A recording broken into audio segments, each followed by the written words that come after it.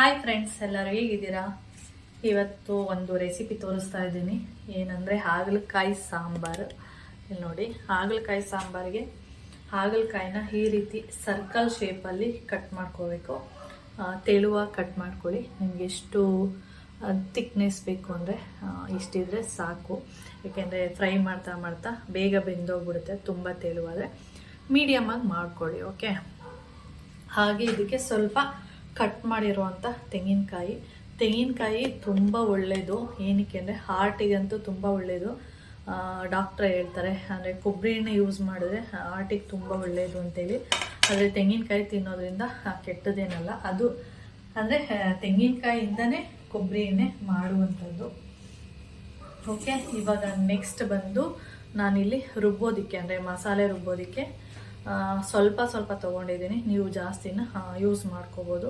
ಅಂದರೆ ನೀವು ಜಾಸ್ತಿ ಸಾಂಬಾರು ಮಾಡೋದಾದರೆ ಜಾಸ್ತಿ ಇಲ್ಲೇನೇನು ತೋರಿಸ್ತಿದೆ ಅದನ್ನೆಲ್ಲ ಇನ್ನೊಂದು ಸ್ವಲ್ಪ ಜಾಸ್ತಿ ಮಾಡ್ಕೊಂಡು ಹೋಗಿ ಅಷ್ಟೇ.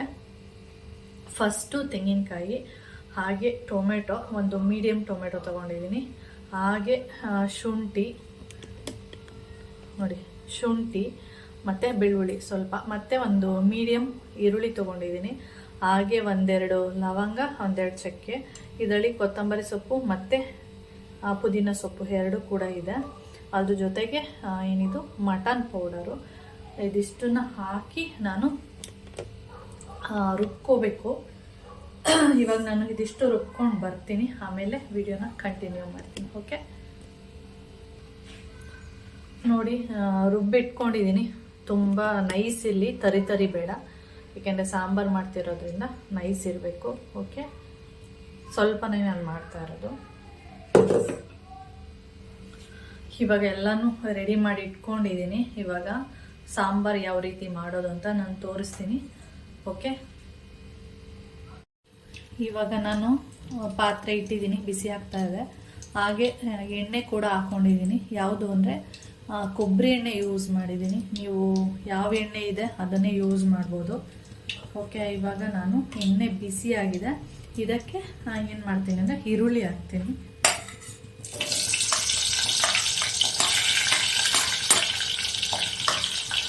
ಈರುಳ್ಳಿನ ನೀಟಾಗಿ ಫ್ರೈ ಮಾಡ್ಕೊಳ್ಳಿ. ಈರುಳ್ಳಿನ ನಾನು ತುಂಬ ಸಣ್ಣ ಕಟ್ ಮಾಡಿಲ್ಲ, ಮೀಡಿಯಮ್ ಆಗಿ ಕಟ್ ಮಾಡ್ಕೊಂಡಿದ್ದೀನಿ. ನೀಟಾಗಿ ಫ್ರೈ ಆಗಿ, ಇವಾಗ ನೀವು ನೋಡ್ತಾ ಇರ್ಬೋದು, ಈರುಳ್ಳಿ ನೀಟಾಗಿ ಈ ರೀತಿಯಾಗಿ ಬಿಡಿ ಆಗಿದೆ.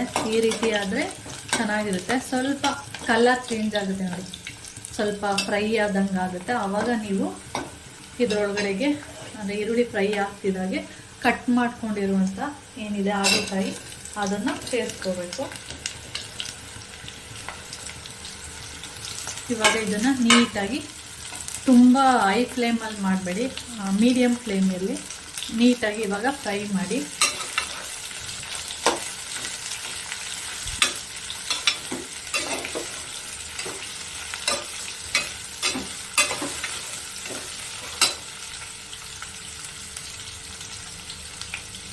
ಇವಾಗ ಇದಕ್ಕೆ ನಾನು ಸ್ವಲ್ಪ ಸಾಲ್ಟ್ನ ಹಾಕ್ಕೊಳ್ತೀನಿ.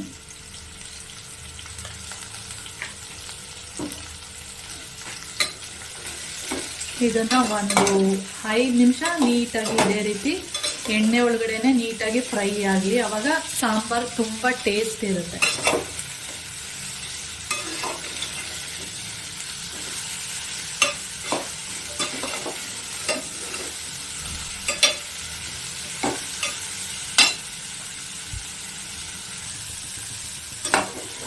ಇವಾಗ ಹಾಗಲಕಾಯಿ ನೋಡ್ತಾ ಇರ್ಬೋದು, ಒಂದು 5 ನಿಮಿಷ ನೀಟಾಗಿ ಫ್ರೈ ಆಗಿದೆ. ಇದಕ್ಕೆ ನಾನು ಏನು ಮಾಡ್ತೀನಿ ಅಂದರೆ ಟೊಮೆಟೊನ ಸೇರಿಸ್ಕೊತೀನಿ, ಹುಳಿ ಟೊಮೆಟೊ. ನೀವು ಬೇಕಾದರೆ ಹುಣಸೆಹಣ್ಣು ಕೂಡ ಯೂಸ್ ಮಾಡ್ಕೋಬೋದು. ಇವಾಗ ಇದು ನೀಟಾಗಿ ಟೊಮೆಟೊ ಏನಿದೆ ಅದು ನೀಟಾಗಿ ಸ್ಮ್ಯಾಶ್ ಆಗಬೇಕು, ಅಲ್ಲಿ ತನಕ ನೀಟಾಗಿ ಫ್ರೈ ಮಾಡ್ಕೊಳ್ಳಿ.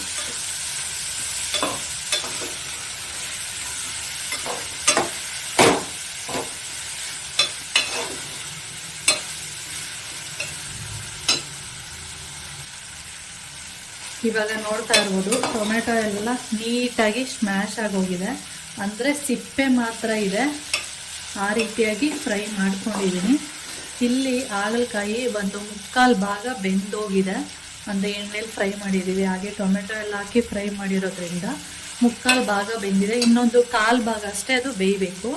ಇವಾಗ ಫ್ರೈ ಆಗಿರುವಂಥದ್ದಕ್ಕೆ ನಾವು ರುಬ್ಕೊಂಡಿರುವಂಥ ಮಸಾಲೆನ ಹಾಕ್ಕೋಬೇಕು.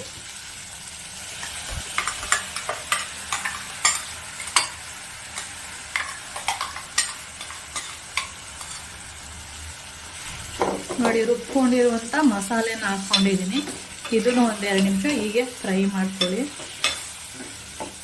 ಹಸಿ ವಾಸನೆ ಹೋಗಲಿ.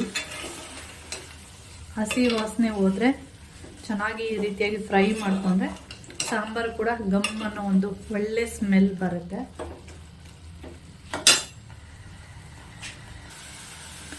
ಇವಾಗ ನೀವು ನೋಡ್ತಾ ಇರ್ಬೋದು ಚೆನ್ನಾಗಿ ಫ್ರೈ ಆಗಿದೆ ಮಸಾಲೆ ಎಲ್ಲ. ಇದಕ್ಕೆ ಸ್ವಲ್ಪ ನೀರನ್ನು ಆ್ಯಡ್ ಮಾಡ್ಕೊತೀನಿ ನಾನು.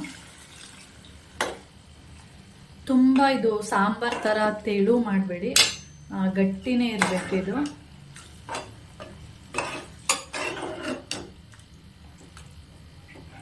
ಇಷ್ಟು ಗಟ್ಟಿ ಬೇಡ, ಇನ್ನೊಂದು ಸ್ವಲ್ಪ ನೀರು ಹಾಕ್ಕೊಳ್ತೀನಿ. ಇವಾಗ ನೋಡಿ, ಇನ್ನೊಂದು ಸ್ವಲ್ಪ ನೀರನ್ನು ಆ್ಯಡ್ ಮಾಡ್ತಾ ಇದ್ದೀನಿ.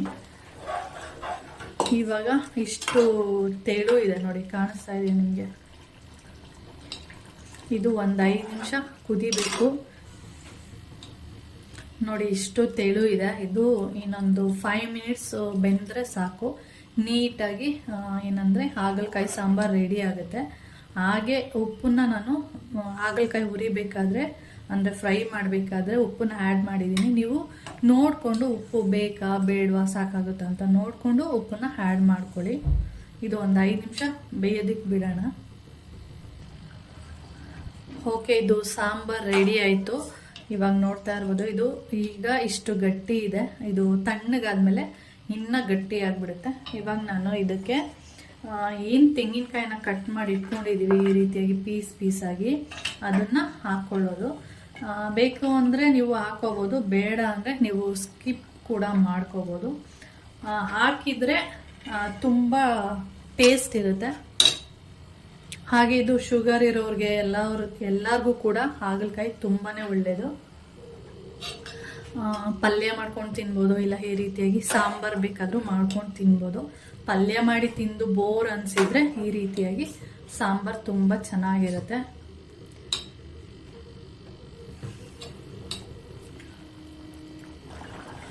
ನೋಡಿ, ಇವಾಗ ಕುದೀತಾ ಇದೆ, ಚೆನ್ನಾಗಿ ಬೆಂದಿದೆ.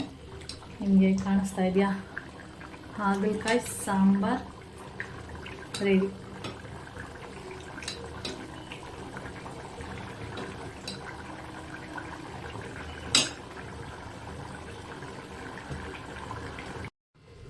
ನೋಡಿ, ಹಾಗಲಕಾಯಿ ಸಾಂಬಾರ್ ರೆಡಿ ಇದೆ.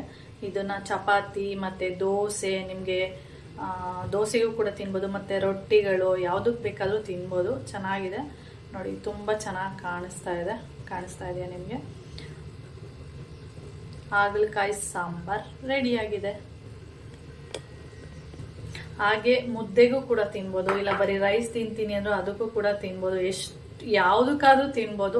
ರೊಟ್ಟಿ, ಚಪಾತಿ, ದೋಸೆ, ಅನ್ನ, ಮುದ್ದೆ ಎಲ್ಲದಕ್ಕೂ ತಿನ್ಬೋದು. ಓಕೆ ಫ್ರೆಂಡ್ಸ್, ಹಾಗೆ ಈ ವಿಡಿಯೋನ ಇಲ್ಲಿ ಎಂಡ್ ಮಾಡ್ತೀನಿ. ನಿಮ್ಗೇನಾದರೂ ಹಾಗಲಕಾಯಿ ಸಾಂಬಾರು ಇಷ್ಟ ಆದರೆ ಲೈಕ್ ಮಾಡಿ, ಶೇರ್ ಮಾಡಿ, ಕಮೆಂಟ್ ಮಾಡಿ. ಆಗಿರೋದು ಫಸ್ಟ್ ಟೈಮ್ ನೋಡ್ತಾ ಇದ್ದರೆ ಪ್ಲೀಸ್ ಸಬ್ಸ್ಕ್ರೈಬ್ ಮಾಡ್ಕೊಂಡು ನೋಡಿ. ನೆಕ್ಸ್ಟ್ ವಿಡಿಯೋದಲ್ಲಿ ಸಿಗೋಣ. ಓಕೆ, ಬಾಯ್.